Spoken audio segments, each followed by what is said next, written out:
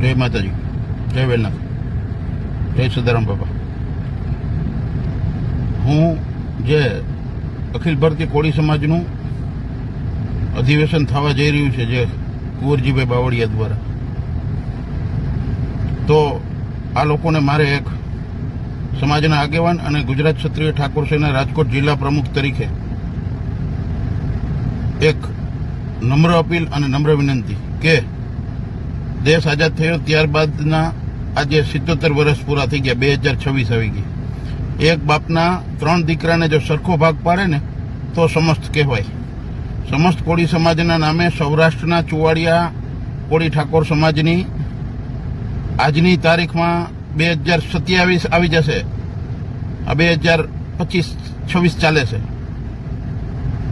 પણ આ સમાજને ક્યાંય આગળ કરવામાં નથી આવ્યો. સૌરાષ્ટ્રના દરેક જિલ્લામાં, દરેક તાલુકામાં, દરેક ગામમાં, દરેક શહેરમાં ચુવાડિયાની વસ્તી 14% થી 15%, 17% લગનની વસ્તી હોવા છતાં સૌરાષ્ટ્રનો કોઈ જિલ્લો એવો નહીં હોય કે ચુવાડિયા નહીં હોય, કોઈ તાલુકો, કોઈ ગામડું.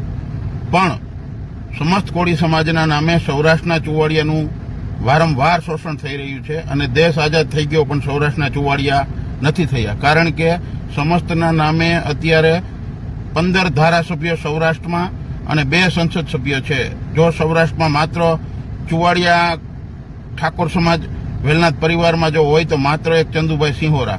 નથી કે તાલુકા પંચાયત, જિલ્લા પંચાયત કે નગરપાલિકામાં કોઈ પણ અત્યારે અમારા સમાજના આવ્યા હોય તો એ જાત મહેનત જિંદાબાદ ઉપર. સમસ્ત વાળાએ ક્યારેય કોઈને અમારા સમાજને સૌરાષ્ટ્રના ચુવાડિયાને આગળ કર્યા નથી.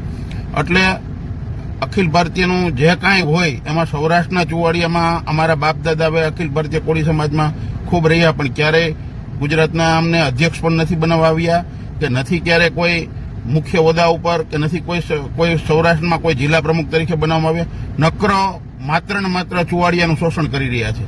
અને આ દેશ આઝાદ થયો ત્યાંથી ચંદ્રવદન પીઠાવાલા અને કુંવરજીભાઈ સમસ્તના નામે સૌરાષ્ટ્રના ચુવાડિયાને આજની તારીખમાં ઉપયોગ થાય છે.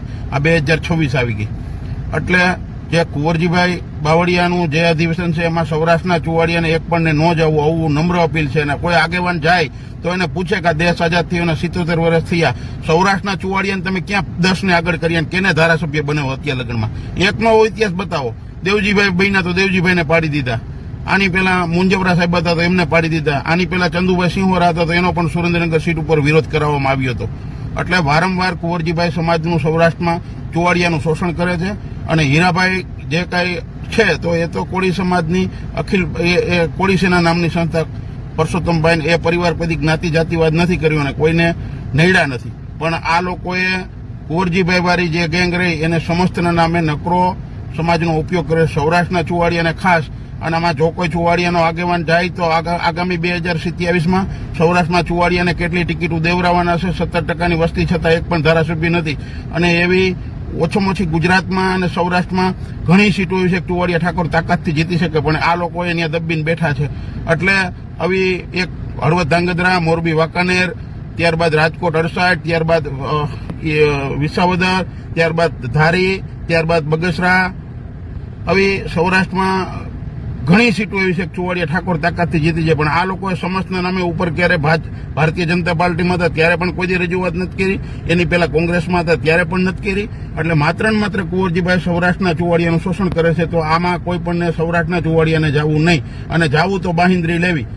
આપણે અત્યારે જે આના પછીનું પરસોત્તમભાઈના ભાઈ હીરાભાઈ કરે છે એમાં જે કોઈ સમાજના આગેવાનો જાય એને નમ્ર વિનંતી, જવું એ જાય, પણ એમાં પણ પૂછે કે અમારા સમાજને આવનારી 2027માં શું દેવું તો જ અમે તમારી ભેગા રહેશું. નકર આવનારા સમયમાં 2027માં ચુવાડિયા એક અલગ જ દરેક જિલ્લે તાલુકે કરીને પક્ષ પાસે ટિકિટ માગશે. અને ભારતીય જનતા પાર્ટીના વફાદાર હોવા છતાં જો ટિકિટ ન મળે તો અપક્ષ પણ સૌરાષ્ટ્રના ચુવાડિયા ઠાકોરો ઘરે ઘરે ફાળો ઉઘરાવીને પણ આજકાલ ધારાસભ્ય બનીને બતાવશે. જય વેલનાથ, જય સદારામ બાપા, જય ઠાકોર સમાજ.